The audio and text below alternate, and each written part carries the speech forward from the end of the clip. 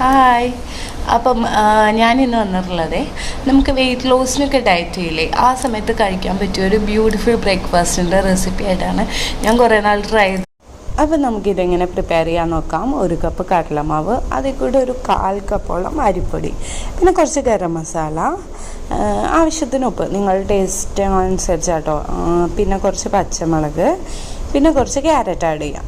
Carrot കഴിഞ്ഞിട്ട് കുറച്ച് ഉള്ളിയും തക്കാളിയും ഒക്കെ ആഡ് ചെയ്യുക, ക്യാബേജൊക്കെ ആഡ് ചെയ്യുക. നിങ്ങളെ ഇഷ്ടം കേട്ടോ, വെജിറ്റബിൾസൊക്കെ നിങ്ങളുടെ ഇഷ്ടത്തിനനുസരിച്ച്. ഇഷ്ടമില്ലാത്ത വെജിറ്റബിൾസ് കഴിച്ചിട്ട് കഷ്ടപ്പെടണ്ട. അപ്പോൾ അത് നന്നായിട്ട് മിക്സ് ചെയ്തിട്ട് നമ്മളൊരു ദോശ പരുവത്തിൽ നമ്മളൊന്ന് പരത്തിയെടുക്കാം.